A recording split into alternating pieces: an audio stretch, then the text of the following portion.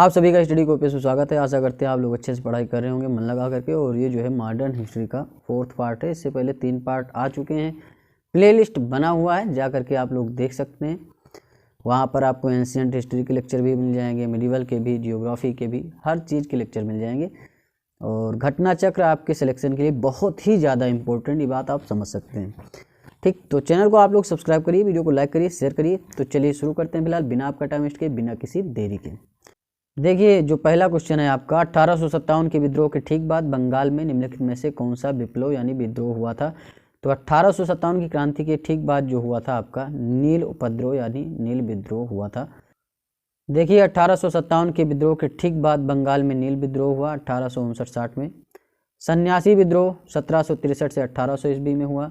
सांथाल विद्रोह जो हुआ 1855-56 में। और पावना उपद्रव 1873 से 76 में। नील विद्रोह की जो शुरुआत हुई थी वो बंगाल के नदिया जिले के गोविंदपुर गांव से हुई। एक नील उत्पादक के 2 भूतपूर्व कर्मचारियों दिगंबर विश्वास तथा विष्णु विश्वास के नेतृत्व में वहां के किसान एकजुट हो गए और उन्होंने नील की खेती बंद कर दी। देखिए नील की खेती ज़बरदस्ती करवाई जाती थी अंग्रेज़ों के द्वारा। ठीक, मतलब अच्छी खासी खेती होती थी वहाँ पर। गेहूँ आपका हो गया, चावल हो गया, ठीक, बाजरा, अरहर, इनकी सबकी खेती होती थी। लेकिन वो अपने स्वार्थ के लिए, क्योंकि उन्हें नील की आवश्यकता थी, तो उस पर नील की खेती करवाते थे। तो ये सारा सिस्टम था। तो यह नील आंदोलन के इतिहास में अपनी मांगों को लेकर किए गए आंदोलनों में सर्वाधिक व्यापक और जुझारू विद्रोह था। और बंगाल का नील विद्रोह शोषण के विरुद्ध किसानों की सीधी लड़ाई थी। तो बंगाल के काश्तकार जो अपने खेतों में चावल खेती करना चाहते थे, उन्हें यूरोपीय नील बागान मालिक जो थे नील की खेती करने के लिए मजबूर करते थे। भाई तुम नील की खेती करो। तो नील की खेती से इनकार करने वाले किसानों को नील बागान मालिकों के दमन चक्र का सामना करना पड़ता था। और सितंबर 1859 में उत्पीड़ित किसानों ने अपने खेतों में नील न उगाने का निर्णय ले लिया और बागान मालिकों के विरुद्ध विद्रोह कर दिया। और 1860 तक नील आंदोलन चलता रहा। नदिया, पबाना, खुलना, ढाका, मालदा, दिनाजपुर, इन सभी क्षेत्रों में फैल गया। किसानों की एकजुटता के कारण बंगाल में 1860 ईस्वी तक सभी नील कारखाने बंद हो गए। ठीक, बंगाल के बुद्धिजीवी वर्ग के अखबारों ने अपने लेखों द्वारा तथा जनसभाओं के माध्यम से इस विद्रोह के प्रति अपने समर्थन को व्यक्त किया। और इसमें हिंदू पेट्रियाट के संपादक हरिश्चंद्र मुखर्जी की भूमिका थी। और नील बागान मालिकों के अत्याचारों का खुला चित्रण जो करता है वो दीनबंधु मित्र ने जो नील दर्पण लिखा है। तो बहुत क्वेश्चन आता है कि नील दर्पण किसने लिखा है, तो दीनबंधु मित्र ने लिखा है, याद रखिएगा। दूसरा क्वेश्चन है, देखिए दूसरा क्वेश्चन क्या है कि नील कृषकों की दुर्दशा पर लिखी गई पुस्तक नील दर्पण के लेखक कौन थे। दीनबंधु मित्रा थे। ठीक, 1859-60 में हुआ था आपका नील विद्रोह, याद रखिएगा। प्रसिद्ध नाटक नील दर्पण, जिसमें इंडिगो की खेती यानी नील की खेती करने वाले किसानों के दमन का चित्रण किया गया है, की रचना किसने की थी, तो आपके दीनबंधु मित्र ने की थी। नील दर्पण नाटक के लेखक कौन है, ये आपके दीनबंधु मित्र हैं। 5 नंबर क्वेश्चन है, निम्नलिखित में से किस कारण से भारत में 20वीं शताब्दी के आरंभ में नील की खेती का ह्रास हुआ। तो नील के उत्पादकों के अत्याचारी आचरण के प्रति काश्तकारों का विरोध, ये नहीं होगा। नई खोजों के कारण विश्व बाजार में इसका अलाभकर होना, ये आपका सही भी आपका राइट आंसर हो जाएगा। अब यहाँ आप देख सकते हैं नील का पौधा मुख्यतः उष्णकटिबंधीय फसल है। 19वीं शताब्दी के अंत तक अधिकांश यूरोपीय देश के उत्पादक कपड़े की रंगाई के लिए भारतीय नील का इस्तेमाल करते थे। ब्रिटेन में औद्योगिक क्रांति के फलस्वरूप कपास के उत्पादन व नील की खेती को भारत में बढ़ावा दिया। 1788 ईस्वी में ब्रिटेन द्वारा आयात की गई नील में भारतीय नील का हिस्सा 30% था। ठीक, जो भी आयात होता था, जो 1810 में बढ़कर 95% हो गया। ठीक, देखिए 1788 में क्या था कि 30% नील जाता था, लेकिन 1810 में 95% जाने लगा। 20वीं शताब्दी के प्रारंभ में यूरोपीय देशों में कृत्रिम रंगों का निर्माण होने से भारतीय नील उद्योग को तीव्र धक्का लगा। जब कृत्रिम रंग जो है निर्माण हो गए ना आपके यूरोप में 20वीं शताब्दी में, तो 20वीं शताब्दी समझते हैं 1900 से लेकर के 1999 तक। तो इसमें 20वीं शताब्दी में क्या होता है, कृत्रिम रंग का निर्माण हो जाता है और फिर जो है आपकी नील की खेती जो होती है यहाँ पर एक हिसाब से बहुत तीव्र धक्का लगता है। और जर्मनी में बनी डाई ने भारतीय नील को अंतर्राष्ट्रीय व्यापार से बाहर कर दिया। डाई मतलब कलर, समझ सकते हैं। वंदे मातरम गीत किसने लिखा है, तो बंकिम चंद्र चटर्जी ने लिखा, डी आपका राइट आंसर हो जाएगा। वंदे मातरम गीत बंकिम चंद्र चटर्जी जी ने लिखा है, आनंद मठ से लिया गया है। आनंद मठ में क्या है, सन्यासी विद्रोह का उल्लेख मिलता है। 1896 में कांग्रेस के कलकत्ता अधिवेशन में इसे पहली बार गाया गया था, ये भी याद रखिएगा। कि जो है कब गाया गया। आनंद मठ उपन्यास की कथा वस्तु आधारित है, तो किस पे आधारित है, आपके सन्यासी विद्रोह पे आधारित है, बी आपका राइट आंसर हो जाएगा। 8 नंबर क्वेश्चन है, निम्नलिखित विद्रोहों में से किसको बंकिम चंद्र चटर्जी ने अपने उपन्यास आनंद मठ में उल्लेख करके प्रसिद्ध किया है, तो सन्यासी विद्रोह को। 9 नंबर क्वेश्चन है, निम्नलिखित में से किसने अपनी कृतियों द्वारा सन्यासी विद्रोह की ख्याति प्रदान की, तो ये आपके बंकिम चंद्र चटर्जी ने आनंद मठ में किया है। देखिए 10 नंबर क्वेश्चन है, बंकिम चंद्र चटर्जी के प्रसिद्ध उपन्यास आनंद मठ का कथानक आधारित है, तो किस पर आधारित है, ये आपके सन्यासी विद्रोह पर आधारित है। देखिए 11 नंबर क्वेश्चन है, पाबना विद्रोह की बात करें तो ये 1873 से 76 तक होता है। दक्कन किसान विद्रोह जो होता है 1875 में होता है, तो ये तो आपका सुमेलित ही है। सन्यासी विद्रोह जो है वो आपका 1763 से 1800 तक चलता है, ठीक, बहुत लंबा टाइम पीरियड रहता है। कोल विद्रोह आपका 1831 से 32 तक चलता है, ये भी, तो ये भी सुमेलित नहीं, ये भी सुमेलित नहीं, तो बहुत सारे सुमेलित नहीं, तो क्या करेंगे आप। क्वेश्चन ये आपका डिस्प्यूटेबल है। 12 नंबर क्वेश्चन है, मुंगेर की बरहिया ताल विरोध का उद्देश्य क्या था, तो ये था बाकासत भूमि की वापसी की मांग थी, ठीक। 13 नंबर क्वेश्चन है, 19वीं शताब्दी के दौरान होने वाले वहाबी आंदोलन का मुख्य केंद्र क्या था, पटना। जो वहाबी आंदोलन हुआ था आपकी 19वीं शताब्दी में, यानी 1800 से लेकर के 1899 के बीच जो भी होगा ना, वो आपका 19वीं शताब्दी होगा, तो उसमें वहाबी आंदोलन जो है पटना उसका मुख्य केंद्र था। देखिए अंग्रेजी प्रभुसत्ता को सबसे सुनियोजित तथा गंभीर चुनौती कहाँ से मिली, वहाबी आंदोलन से मिली है। और ये जो आंदोलन था 19वीं शताब्दी के चौथे दशक यानी 1840 से लेकर 1870 तक चलता रहा है, ठीक। और रायबरेली के थे आपके सैयद अहमद बरेलवी, भारत में इस आंदोलन के प्रवर्तक रहे हैं, तो सैयद अहमद बरेलवी रायबरेली से थे और इस आंदोलन के प्रवर्तक रहे हैं, या अरब के अब्दुल वहाब से प्रभावित थे, ठीक, इसीलिए इसे वहाबी आंदोलन कहते हैं। परंतु अधिक प्रभाव दिल्ली के एक संत थे शाह वलीउल्लाह, उनका भी था। और ये सारी चीज़ें आप पढ़ सकते हैं आराम से पॉज करके। कूका आंदोलन को किसने संगठित किया था, तो गुरु राम सिंह ने किया था, सी आपका राइट आंसर है। कूका आंदोलन आपका पंजाब से संबंधित है। कूका आंदोलन वहाबी आंदोलन से कुछ मिलता जुलता है, दोनों धार्मिक आंदोलन के रूप में उभरे हुए, किंतु बाद में ये राजनीतिक आंदोलन के रूप में परिवर्तित हो गए, जिसका सामान्य उद्देश्य अंग्रेजों को देश से बाहर निकालना था। पश्चिमी पंजाब में कूका आंदोलन की शुरुआत 1840 के दशक में भगत जवाहर मल द्वारा की गई थी, जिन्हें मुख्यतः किसियान साहब के नाम से पुकारा जाता है। इनका उद्देश्य सिख धर्म में प्रचलित बुराइयों और अंधविश्वासों को दूर कर इस धर्म को शुद्ध करना था, किंतु बाद में राजनीतिक आंदोलन में परिवर्तित हो गया। 1872 ईस्वी में इस आंदोलन के नेता थे राम सिंह, उनको रंगून भेज दिया गया। जैसे आपके बहादुर शाह जफर द्वितीय को भेजा गया था, वैसे राम सिंह को भी रंगून भेज दिया 1872 में, जहाँ इनकी 1885 में मृत्यु हो जाती है, ठीक। कूका आंदोलन की नींव पड़ी थी, कहाँ थी, पंजाब में पड़ी थी। आर प्री में आया क्वेश्चन, याद रखिएगा। अब देखिए पागलपंथी विद्रोह वस्तुतः एक विद्रोह था, तो कहाँ था, गारो का, ठीक। पागलपंथ एक धर्म, देखिए पागलपंथ एक अर्ध धार्मिक संप्रदाय था। यह वस्तुतः गारो जनजाति से संबंधित विद्रोह था, जिसे उत्तरी बंगाल के करमशाह ने चलाया था। करमशाह के पुत्र तथा उत्तराधिकारी टीटू धार्मिक तथा राजनीतिक उद्देश्यों से प्रेरित थे। उसने जमींदारों के द्वारा मुजारों पर किए गए अत्याचारों के विरुद्ध आंदोलन किया। 1825 में टीटू ने शेरपुर पर अधिकार कर लिया तथा राजा बन बैठा। वह इतना शक्तिशाली हो गया कि स्वतंत्र सत्ता का प्रयोग करने लगा और प्रशासन को चलाने लगा, ठीक। कौन, आपके टीटू जो थे, तो जो है ये इतने शक्तिशाली हो गए, इन्होंने न्यायाधीश, मजिस्ट्रेट, कलेक्टर सब नियुक्त कर लिया। पागलपंथ की स्थापना किसने की थी, तो आपके किसने स्थापना की, करमशाह ने, भी आपका राइट आंसर हो जाएगा। 18 नंबर क्वेश्चन है, निम्नलिखित में से कौन फराजी विद्रोह का नेता था, तो दादू मियाँ आपके फराजी विद्रोह के नेता थे, भी आपका राइट आंसर हो जाएगा। फराजी कौन थे, तो फराजी आपके हाजी शरीयतुल्लाह के अनुयायी थे, ठीक, ये आपका राइट आंसर हो जाएगा। 20 नंबर क्वेश्चन है, वेलुथम्पी ने अंग्रेजों के विरुद्ध आंदोलन का नेतृत्व किया केरल में। जो वेलुथम्पी थे उन्होंने अंग्रेजों के विरुद्ध आंदोलन किया था केरल में, याद रखिएगा। महाराष्ट्र में रामोसी कृषक जत्था किसने स्थापित किया था, तो वासुदेव बलवंत फाड़के ने। रामोसी विद्रोह सही रूप से किस भौगोलिक इलाके में हुआ था, ये आपके पश्चिमी घाट में हुआ था, ठीक। रामोसी विद्रोह, रामोसी जात के लोगों ने 1822 ईस्वी में अपने नेता सरदार चित्तर सिंह, तो रामोसी विद्रोह के जो नेता थे वो सरदार चित्तर सिंह थे।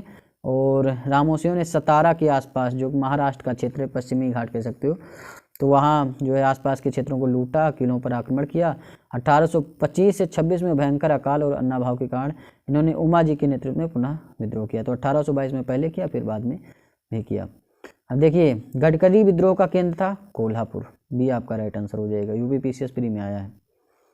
देखिए गडकरी लोग मराठों के किलों में काम करने वाले उनके वंशानुगत कर्मचारी थे। उन्होंने मनमाने ढंग से भू राजस्व की वसूली, मराठा सेना से उन्हें सेवा मुक्त किए जाने और उनकी जमीनों को मामलातदारों की देखरेख के अधीन कर दिए जाने के विरुद्ध 1844 ईस्वी में कोल्हापुर में विद्रोह कर दिया। इस विद्रोह को दबाने के लिए सरकार को काफ़ी संघर्ष करना पड़ा, ये भी याद रखिएगा।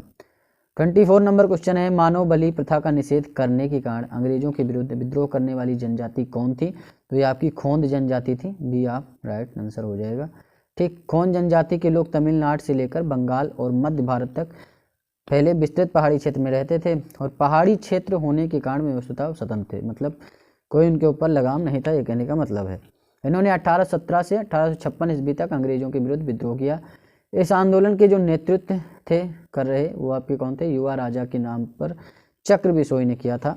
और इस विद्रोह का मुख्य कारण क्या था कि ब्रिटिश सरकार ने मानव बलि यानी मरीहा को प्रतिबंधित करने का प्रयास किया और अंग्रेजों द्वारा नए करों का आरोपण और अनेक क्षेत्रों में जमींदारों और साहूकारों के प्रवेश से संबंधित थे, जिनके कारण आदिवासियों को अनेक कष्टों का सामना करना पड़ा। और अंग्रेजों ने एक मरीहा एजेंसी गठित की जिसके विरुद्ध में खोंदों ने विद्रोह किया और परंतु 1855 में चक्र बिसोई लुप्त हो गए, जिसके बाद ये जो है आंदोलन समाप्त हो जाता है। कोल विद्रोह जो आपका 1831-32 में होता है का नेतृत्व किसने किया था? तो बुद्धू भगत ने किया था। ठीक, याद रखिएगा 1831-32 में छोटा नागपुर पठार वाला क्षेत्र जो होता है वहीं जो है कोल विद्रोह होता है। 1831 में बुद्धू भगत के नेतृत्व में कोल विद्रोह किस क्षेत्र में हुआ है? तो ये आपका सिंह भूमि में हुआ है। ठीक, सिंह भूमि उड़ीसा वाले क्षेत्र को कहते हैं।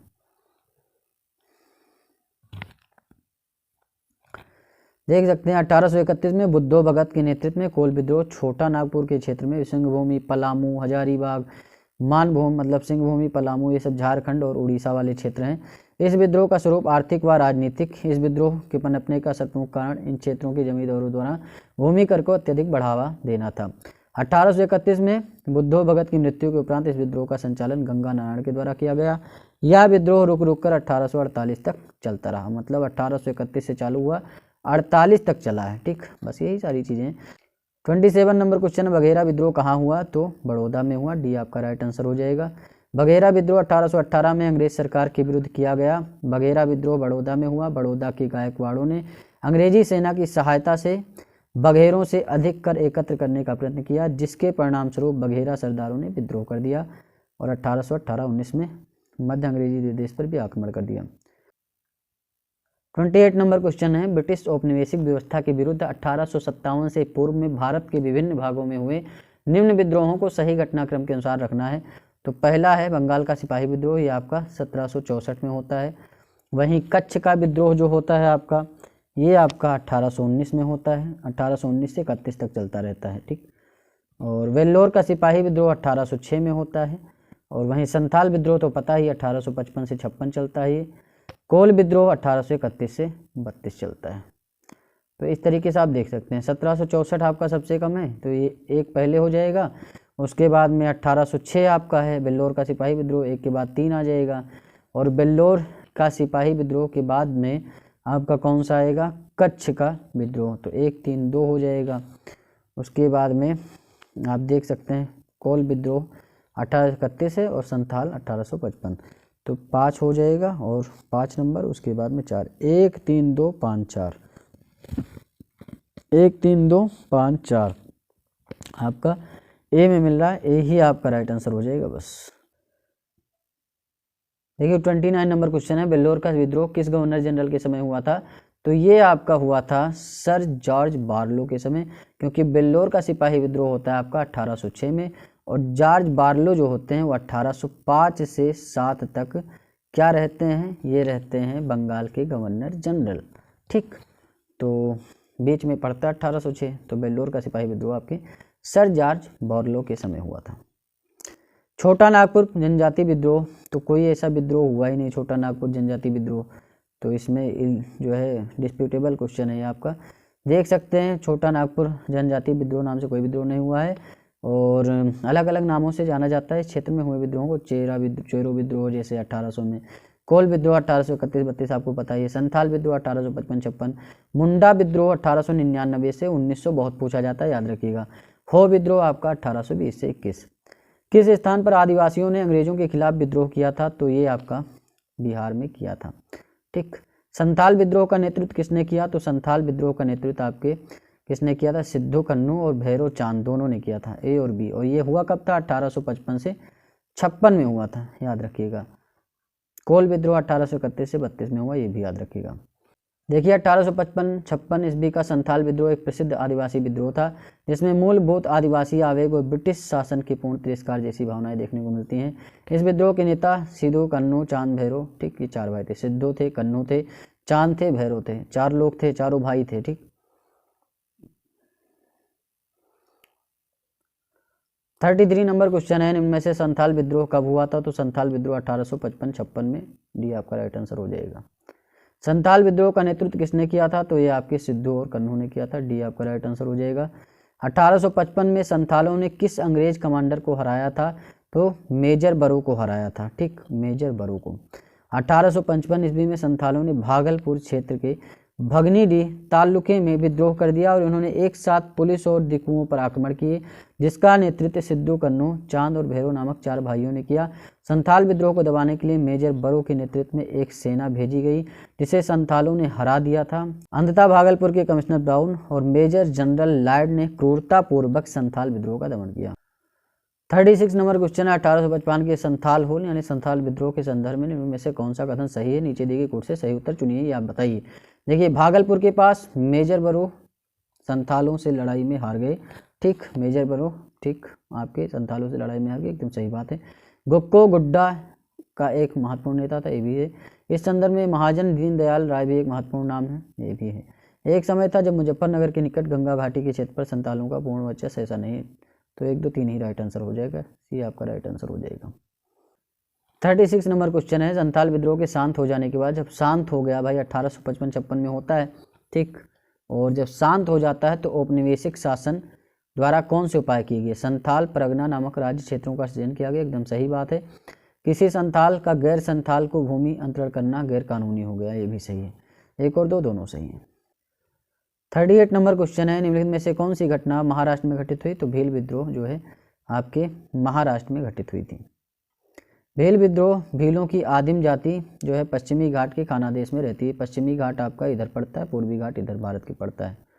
तो 1818 से 31 तक इन लोगों ने अपने स्वामी अंग्रेजों के विरुद्ध विद्रोह कर दिया। कंपनी के अधिकारियों का कथन है कि इस विद्रोह को पेशवा बाजीराव द्वितीय तथा उनके प्रतिनिधि त्र्यंबकजी डांगलिया ने प्रोत्साहित किया था। वास्तव में कृषि संबंधी कष्ट तथा नई सरकार का भय इस विद्रोह का कारण था। देखिए, कोल विद्रोह जो होता है 1831 से 32 तक होता है, ठीक, और रांची, सिंहभूमि जो भी आपका झारखंड, हजारीबाग भी झारखंड, पालामऊ, मानभूम, ये ज़्यादातर झारखंड में था। ये याद रखिएगा कि कोल अगर विद्रोह की बात करते हैं तो ये झारखंड का क्षेत्र था। रंपा विद्रोह आंध्र प्रदेश के क्षेत्र में था, ठीक, रंपा पहाड़ी क्षेत्र में हुआ। आदिवासियों का विद्रोह साहूकारों के शोषण और वन कानूनों के विरुद्ध था। संताल विद्रोह जो होता है भागलपुर से राजमहल के बीच का क्षेत्र होता है, ठीक, तो ये आप समझ सकते हैं। ये 39 नंबर क्वेश्चन है, मेवाड़, बांगड़ और पास के क्षेत्रों के भीलों में सामाजिक सुधार के लिए लसोड़िया आंदोलन का सूत्रपात किसने किया? गोविंद गिरी ने किया था। उलगुलन विद्रोह किससे संबंधित है? तो बिरसा मुंडा से संबंधित है उलगुलन विद्रोह, याद रखिएगा। मुंडा विद्रोह के नेता थे बिरसा मुंडा को धरती आबा या जगत पिता और इनके विद्रोह को उलगुलन या महाविद्रोह या महान हलचल कहा जाता है। उलगुलन का मतलब होता है महाविद्रोह या महाहलचल के नाम से जाना जाता है। यह विद्रोह इस अवधि का सर्वाधिक प्रसिद्ध आदिवासी विद्रोह था और मुंडों की पारंपरिक सामूहिक खेती वाली भूमि व्यवस्था या खूट कंटी या मुंडारी की जमींदारी या व्यक्तिगत भू स्वामित्व वाली भूमि व्यवस्था में परिवर्तन के विरुद्ध मुंडा विद्रोह की शुरुआत हुई, लेकिन कालांतर में बिरसा ने इसे धार्मिक राजनीतिक आंदोलन के रूप में प्रदान किया। मुंडा आदिवासियों का विद्रोह 1899 से 1900 ईस्वी के बीच हुआ, ठीक। जो मुंडा विद्रोह था वो आपका 1899 से 1900 के बीच हुआ। 1895 ईस्वी में बिरसा ने अपने आप को भगवान का दूत घोषित कर दिया और हजारों मुंडाओं का नेता बन गया। उसने कहा कि दिकुओं गैर आदिवासियों से हमारी लड़ाई होगी और उनके खून से जमीन इस तरह लाल होगी जैसे लाल झंडा। 1899 ईस्वी में क्रिसमस की पूर्व संध्या पर बिरसा ने मुंडा जाति का शासन स्थापित करने के लिए विद्रोह का ऐलान किया। लगभग 6000 मुंडा तीर, तलवार तथा कुल्हाड़ी लेकर बिरसा के साथ हो लिए, लेकिन बिरसा को 3 मार्च 1900 को चक्रधरपुर के जामकोपई जंगल में गिरफ्तार कर लिया गया और 9 जून 1900 को जेल में इनकी मृत्यु हो जाती है। विद्रोह को चल दिया गया और बिरसा अमर हो गए। देखिए 41 नंबर क्वेश्चन है कि भारत के इतिहास के संदर्भ में उलगुलान अथवा महान उपद्रव किस घटना संबंधित है? तो बिरसा मुंडा विद्रोह से 1899 से 1900 के बीच चलता है। जिस आदिवासी नेता को जगत पिता धरती आबा कहा जाता था? तो बिरसा मुंडा को। डी आपका राइट आंसर हो जाएगा। मुंडा विद्रोह का नेता कौन था? तो बिरसा मुंडा थे। ठीक, इन्हें धरती आबा भी कहा जाता है। 1899 से 1900 के बीच चलता है। मुंडा विद्रोह का नेता कौन था? तो आपके बिरसा मुंडा थे। मुंडाओं ने विद्रोह खड़ा किया था, तो कब खड़ा किया था? 1895 में ये विद्रोह खड़ा हो चुका था। ठीक, डी आपका राइट आंसर हो जाएगा। ये 46 नंबर क्वेश्चन है। बिरसा को सोते हुए पकड़ा गया था, तो कब पकड़ा गया था? 3 मार्च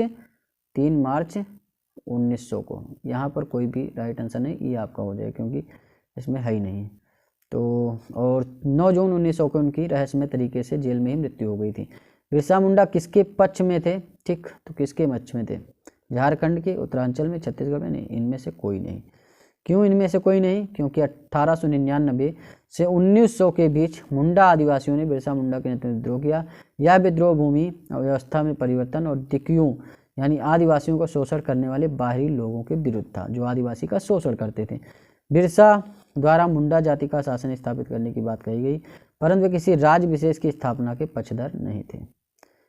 बिरसा मुंडा का कार्य क्षेत्र कौन सा था? तो कार्य क्षेत्र की बात करें तो रांची था। जो बिरसा मुंडा का अगर कार्य क्षेत्र आ जाए या स्टेट पूछ ले तो रांची झारखंड लगा देना बस।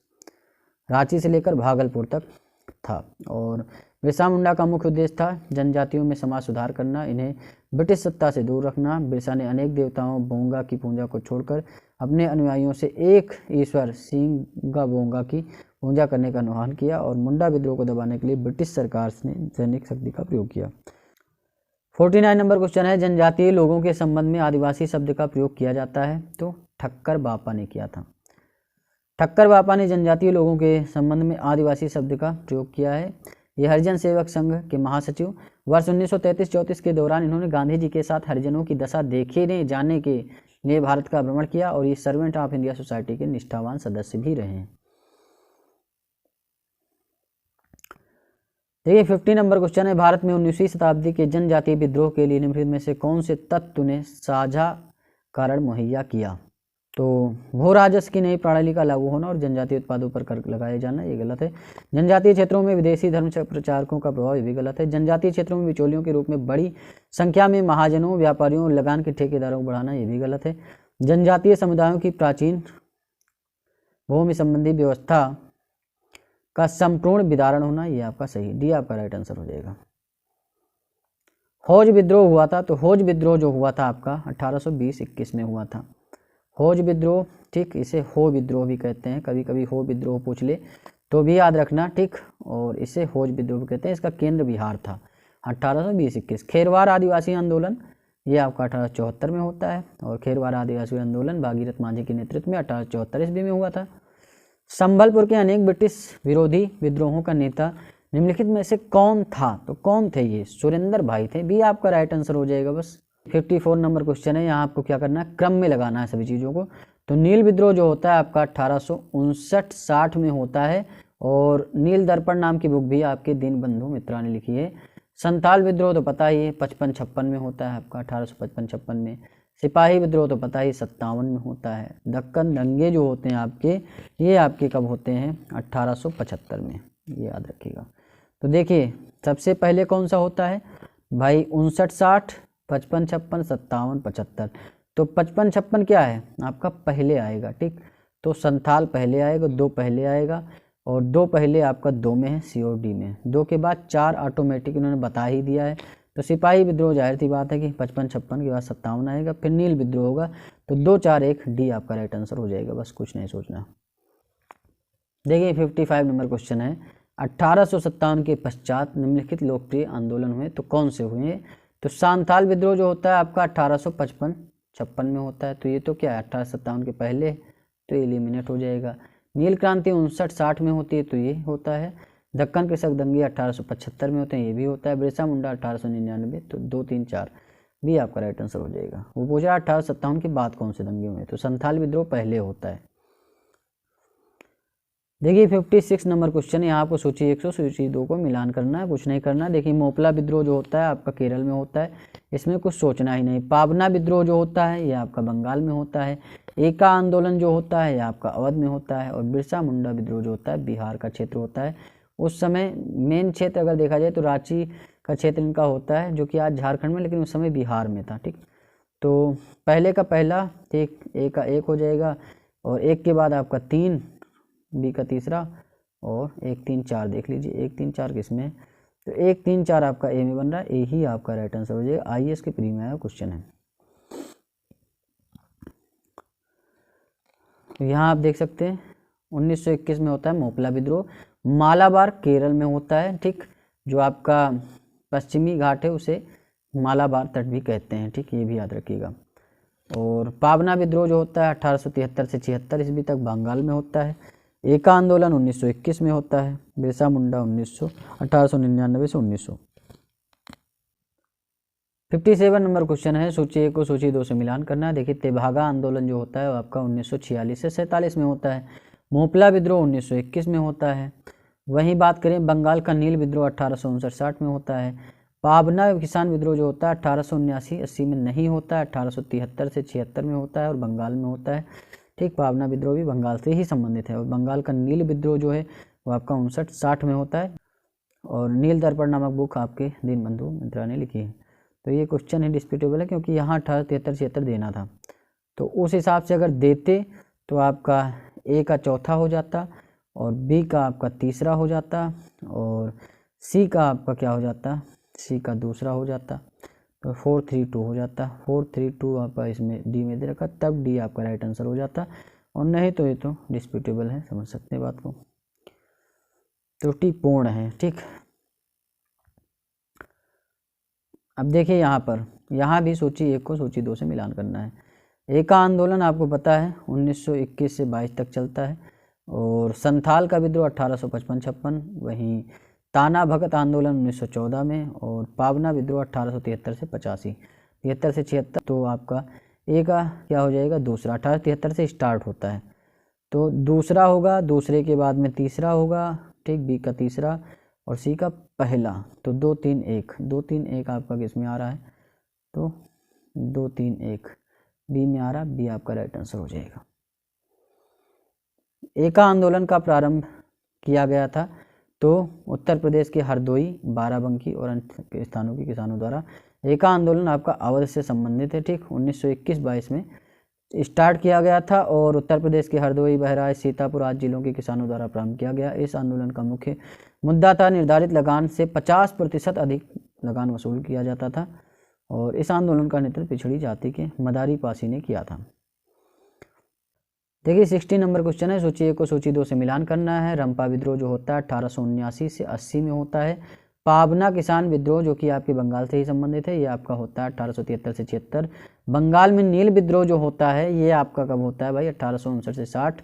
जयंतिया विद्रोह 1860 से 63। तो ए का आपका क्या हो जाएगा, ए का दूसरा हो जाएगा, और बी का अगर देखें तो चौथा हो जाएगा, और सी का अगर देखें तो पहला। 2, 4, 1 होगा। ठीक, 2, 4, 1, 2, 4, 1 आपका सिर्फ 2, 4 ही देखें तो बी में बस। कभी कभी 2 अगर आपको आते हैं तो भी आप एलिमिनेशन मेथड लगा सकते हैं, भी आपका राइट आंसर हो जाएगा। 61 नंबर क्वेश्चन है, 1921 का मोपला विद्रोह कहाँ हुआ। ठीक, केरल में हुआ, सी आपका राइट आंसर हो जाएगा। ठीक, मोपला विद्रोह या आंदोलन 1921 में कहाँ हुआ था, तो मालाबार, केरल। ठीक, कभी कभी केरल ना दे मालाबार दे दे, वो लगा देना है। और यहाँ पर भी मालाबार है तो देख सकते हैं। दक्षिणी मालाबार केरल के जो मुसलमान पट्टेदार, कनामदार तथा खेतरों जो वेरुमपट्टमदार के को मोपला कहते थे। यहाँ जमींदार हिंदुओं की ऊंची जातियों, नंबूदारी तथा नायर जातियों से थे। जमींदार थे वो हिंदू थे। वर्ष 1921 के मोपला विद्रोह के 2 कारण थे। पहला जमींदारों का अत्याचार, दूसरा था अंग्रेजी सरकार के खिलाफत विरोधी नीतियाँ। 64 नंबर क्वेश्चन है, यहाँ आपको सूची 1 से सूची 2 को मिलान करना है। घटनाएं हैं, तिथियां हैं। तो बैरकपुर का जो विद्रोह हुआ था वो आपका 1824 नवंबर 1824 में होता है। बरहामपुर का विद्रोह जो होता है वो आपका फरवरी 1857 में होता है। वहीं संथाल विद्रोह तो पता ही है आपको, फेवरेट है आप लोगों का, 1855-56। वहीं वेल्लोर विद्रोह आपका होता है 1806 में। तो ए का आपका हो जाएगा क्या, ए का हो जाएगा दूसरा, ठीक, ए का दूसरा और बी का चौथा और सी का तीसरा। 2 4 3 याद रखो बस, 2 4 आपका ए में ही मिल रहा है तो ए ही राइट आंसर हो जाएगा। ठीक, देख सकते हैं 2 4 3 1।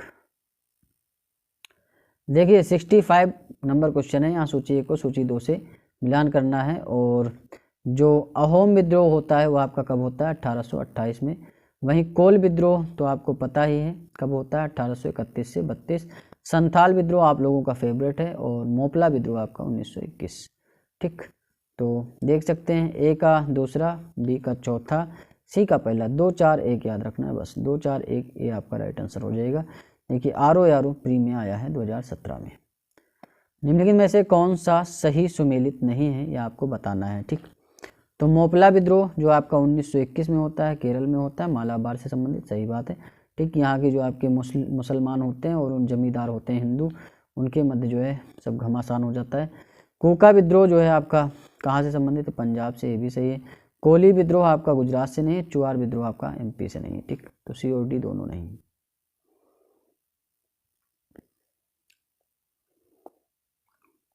देखिए कोली विद्रोह जो है आपका 1784 से 85 में महाराष्ट्र में हुआ था। ठीक, याद रखिएगा। और चुआर आपका पश्चिम बंगाल से संबंधित है।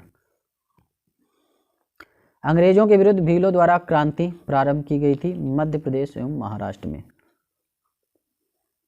निम्नलिखित युगों में से कौन सा सुमेलित नहीं है, आपको बताना है। तो मुंडा से बिरसा मुंडा संबंधित है। इनका रांची वाला मेन क्षेत्र था उस समय। ठीक, और 1899-1900 में हुआ था।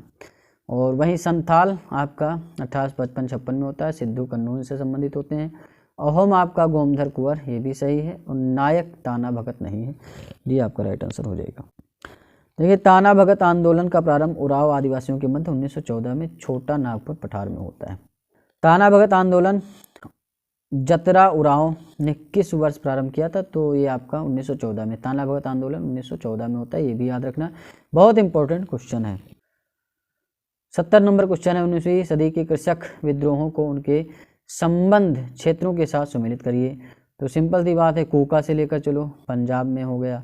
ठीक, पाबना आपका बंगाल में है, बिरसा मुंडा आपका बिहार से, और कोकी विद्रोह आपका त्रिपुरा से। बस अगर कुछ चीज़ें इसमें आती नहीं हैं, कुछ चीज़ें आती हैं तो आप आराम से लगा सकते हैं। तो ए का चौथा हो जाएगा और बी का पहला। तो ए का चौथा और बी का पहला आपका डी में है, तो डी आपका राइट आंसर हो जाएगा। कोकी विद्रोह आपका त्रिपुरा से है। बस आप देख सकते हैं कोकी विद्रोह आपका 1917 से 19 में हुआ। मणिपुर एवं त्रिपुरा में कोका विद्रोह 1840 से 72 तक चलता है। ठीक, और वहीं पंजाब में पाबना विद्रोह जो होता है आपका बंगाल में होता है। बिरसा मुंडा वर्तमान झारखंड वाला क्षेत्र है। ठीक, 71 नंबर क्वेश्चन है। विद्रोह है, वर्ष है। नील विद्रोह 1859 से 60, एकदम सही है। जयंतिया विद्रोह 1860 से 63, ये भी सही है। कोकी विद्रोह आपका क्या होता है, 1917 से 19 तक चलता है, ये आपका नहीं सही है, मतलब यही ये राइट आंसर है। कोका विद्रोह जो चलता है 1840 से लेकर के ये आपका 1872 तक चलता है, ये भी नहीं सुमेलित, दोनों नहीं सुमेलित है। तो आपका डिस्प्यूटेबल क्वेश्चन है, समझ सकते हैं। भूमिज विद्रोह का नेता कौन था, तो गंगा नारायण थे, डी आपका राइट आंसर हो जाएगा। मानभूम क्षेत्र में 1832-33 में गंगा नारायण के नेतृत्व में भूमिज विद्रोह शुरू हुआ। और वहीं बात करें तेभागा आंदोलन 1946 इसमें बंगाल में प्रारंभ हुआ। ठीक, तो ये किसान सभा के नेतृत्व में तेभागा आंदोलन 1946 में शुरू होता है। महात्मा गांधी द्वारा उनके विचारों से प्रभावित होने वाला प्रथम आदिवासी नेता जोड़ा नांग था। जोड़ा नांग, महात्मा गांधी और उनकी विचारधारा से प्रभावित होने वाले पहले जनजातीय नेता जदो नांग या जोड़ा नांग थे। मणिपुर के नागा जनजाति के अग्रणी स्वतंत्रता सेनानी थे। उन्होंने रानी गणिनेलियो सहित अपने विश्वास पात्र अन्यों की सहायता से सामाजिक तथा धार्मिक सुधार कार्य प्रारंभ किया एवं महात्मा गांधी की प्रेरणा से स्वतंत्रता आंदोलन में शामिल हो गए हैं, समझ सकते हैं आप। इनमें से वह नेता कौन था जिसने भारत में मजदूर आंदोलन को संगठित किया, तो ये थे आपके NM लोखंडे, सी आपका राइट आंसर हो जाएगा। ठीक, नारायण मेघाजी लोखंडे 1848 से 97 में भारत में श्रम आंदोलन के अग्रदूत माने जाते हैं। उन्होंने न केवल 19वीं शताब्दी में कपड़ा मिल में काम करने वाले कामगारों की परिस्थितियों में सुधार के लिए प्रयास किया, अपितु जाति और सांप्रदायिक मुद्दों पर साहसी पहल के लिए भी उन्हें याद किया जाता है।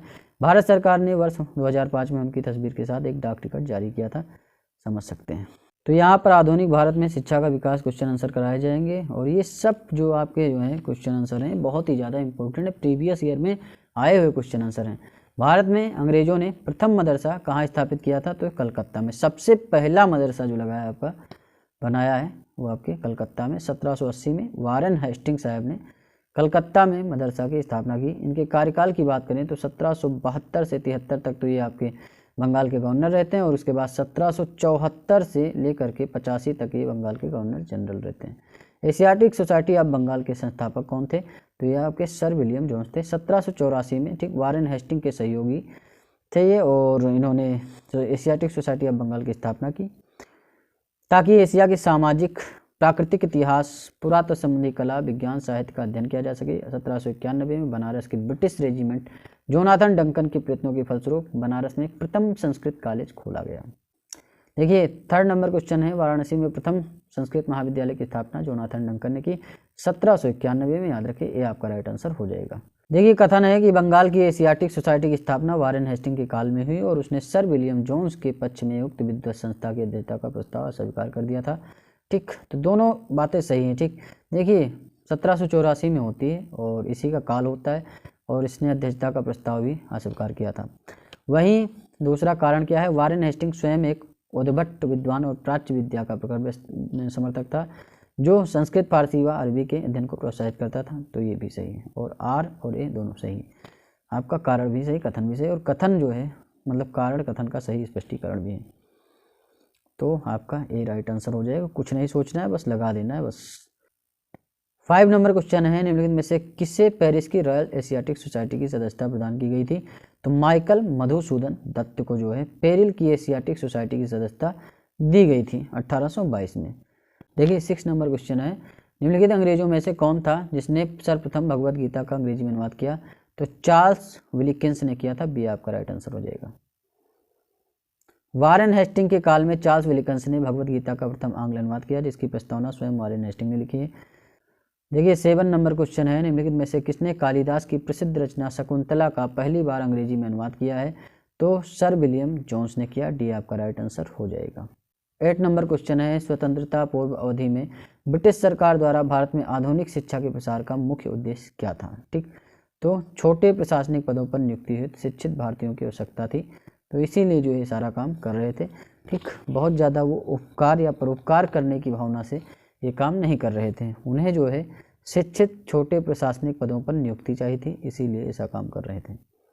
ब्रिटिश राज द्वारा भारत में अंग्रेजी शिक्षा का प्रसार करवाने के पीछे मुख्य कारण था प्रशासन का खर्च कम करने की चिंता। इसके लिए सरकार शिक्षित भारतीयों की संख्या बढ़ाना चाहती थी। भाई वहाँ से बुलाते अंग्रेजों को कि आओ भैया यहाँ काम करो, तो सैलरी वो ज़्यादा लेते, यहाँ के लोगों को बहुत कम रुपए पे जो है रखते थे। समझी बात को?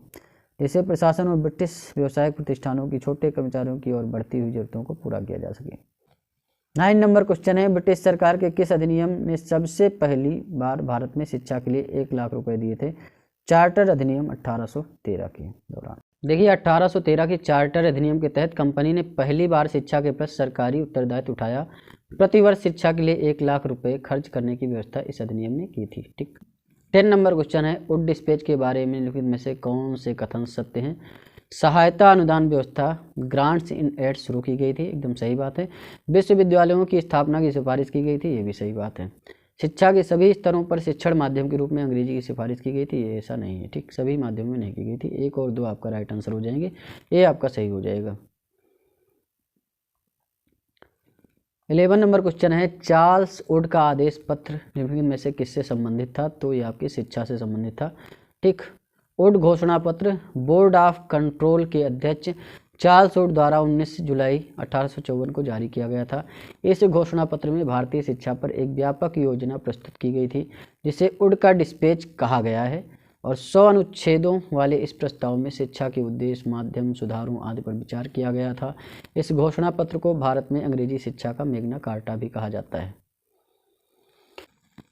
और प्रस्ताव में सरकार ने पाश्चात्य शिक्षा के प्रसार को अपना उद्देश्य बनाया, और वहीं जो है इन्होंने उच्च शिक्षा के लिए जो हाई जो है एजुकेशन है उसके लिए अंग्रेजी भाषा के माध्यम से दिए जाने पर बल दिया, परंतु साथ ही देसी भाषा के विकास को भी महत्व दिया। इसके अनुसार लंदन विश्वविद्यालय के आधार पर कलकत्ता, बम्बई, मद्रास में एक एक विश्वविद्यालय की स्थापना की गई। ठीक। हंटर कमीशन की रिपोर्ट में विकास पर विशेष जोर दिया गया, तो ये आपका प्राथमिक शिक्षा को दिया गया है। 1854 ईस्वी के पश्चात शिक्षा के क्षेत्र में हुई प्रगति की समीक्षा करने के लिए 1882 ईस्वी में लॉर्ड रिपन ने W हंटर की अध्यक्षता में प्रथम भारतीय शिक्षा आयोग नियुक्त किया था। ठीक। जो प्रथम भारतीय शिक्षा आयोग है 1882 ईस्वी में लॉर्ड रिपन के नेतृत्व में आपके W हंटर ने अध्यक्षता की थी इसकी। इस आयोग की रिपोर्ट में प्राथमिक शिक्षा के सुधार और विकास पर विशेष जोर दिया गया। प्रथम भारतीय शिक्षा आयोग की नियुक्ति किसने और कब की थी, किस वर्ष की थी, तो लॉर्ड रिपन ने 1882 में की थी। W हंटर जो थे इसके अध्यक्ष थे, W हंटर। ठीक, तो याद रखिएगा। नेशनल काउंसिल ऑफ एजुकेशन की स्थापना कब हुई, तो नेशनल काउंसिल ऑफ एजुकेशन की स्थापना 15 अगस्त 1906 को होती है। डी आपका राइट आंसर हो जाएगा। 15 नंबर क्वेश्चन है, सेडलर आयोग संबंधित है, तो ये आपकी शिक्षा से संबंधित है। 1917 में इसकी स्थापना की गई थी, ये भी याद रखिएगा। न्यायपालिका और राजस्व प्रशासन से नहीं संबंधित है, याद रखिएगा। ठीक। 16 नंबर क्वेश्चन है, शिक्षा में सुधार हेतु ब्रिटिश सरकार ने सेडलर विश्वविद्यालय आयोग कब नियुक्त किया था, तो आपका 1917 में, बी आपका राइट आंसर हो जाएगा। 1902 में लॉर्ड कर्जन ने 2 भारतीय सदस्यों को सम्मिलित करते हुए एक विश्वविद्यालय आयोग गठित किया। वे कौन थे, तो वे थे आपके सैयद हुसैन बिलग्रामी और न्यायमूर्ति गुरदास बनर्जी। 18 नंबर क्वेश्चन है, लॉर्ड मैकाले संबंधित है अंग्रेजी शिक्षा से, सी आपका राइट आंसर हो जाएगा। भारत के औपनिवेशिक काम में अधोमुखी निस्यंदन सिद्धांत किस क्षेत्र से संबंधित है, या आपकी शिक्षा से संबंधित है। अधोमुखी निस्यंदन सिद्धांत मतलब जो छन छन कर जो है आपके पास शिक्षा पहुंचेगी, कहने का मतलब था। ठीक। इसका अर्थ क्या होता है, इसका अर्थ है कि शिक्षा समाज के उच्च वर्ग को दे दी जाए और इससे इसी वर्ग से छन छन कर शिक्षा जो है सामान्य जन तक पहुँच जाएगी, मैकाले का कहना था। ठीक। भारत की शैक्षणिक नीति में फिल्ट्रेशन थ्योरी के प्रतिपादक कौन थे, तो ये आपके मैकाले थे। भारत में आधुनिक शिक्षा प्रणाली की नींव किसने जो है रखी है, तो 1835 के मैकाले के स्मरण पत्र ने रखी है। देखिए 22 नंबर क्वेश्चन है, निम्नलिखित में से किसने जो है भारत में अंग्रेजी शिक्षा की नींव डाली थी। 1813 की चार्टर एक्ट ने, general committee of public instruction 1823 और प्राच्यविद और आंग्लविद विवाद तीसरा। 1, 2, 3 आपके सही आंसर हो जाएंगे। डी आपका राइट आंसर हो जाएगा। किसके शासनकाल में भारत में अंग्रेजी शिक्षा आरंभ की गई थी, लॉर्ड विलियम कैवेंडिश बेंटिक के शासनकाल में। भारत में प्रथम 3 विश्वविद्यालय स्थापना किस वर्ष हुआ है, तो 1857 में हुआ है। भारत में प्रथम 3 विश्वविद्यालय कलकत्ता, मद्रास, बम्बई की स्थापना किस वर्ष हुई है, तो ये आपके 1857 ए में हुई है। भारत में अंग्रेजी शिक्षा का मैग्ना कार्टा कहे जाने वाले 1854 के चार्ल्स वुड डिस्पैच को आधार बनाकर लंदन विश्वविद्यालय की तर्ज पर ब्रिटिश भारत में 3 विश्वविद्यालय कलकत्ता, मद्रास और बम्बई की स्थापना 1857 में की गई थी। किसके सतत प्रयत्नों से बम्बई में प्रथम महिला विश्वविद्यालय की स्थापना हुई है, तो D.K. कर्बे के द्वारा हुई है। D.K. कर्बे के सतत प्रयत्नों से वर्ष 1916 में बम्बई में प्रथम महिला विश्वविद्यालय की स्थापना हुई। ये महाराष्ट्र के समाज सुधारक एवं सामाजिक कार्यकर्ता थे। इन्होंने विधवाओं के उत्थान के लिए विधवा विवाह प्रतिबंध निवारक मंडली की स्थापना की। 1896 ईस्वी में उन्होंने पूना में विधवा गृह की स्थापना की।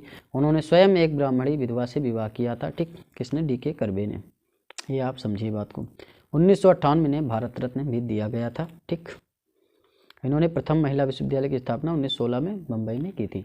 डेक्कन एजुकेशनल सोसाइटी की स्थापना से कौन संबंधित है, तो ये आपके B.G. तिलक यानी बाल गंगाधर तिलक संबंधित है। सी आपका राइट आंसर हो जाएगा।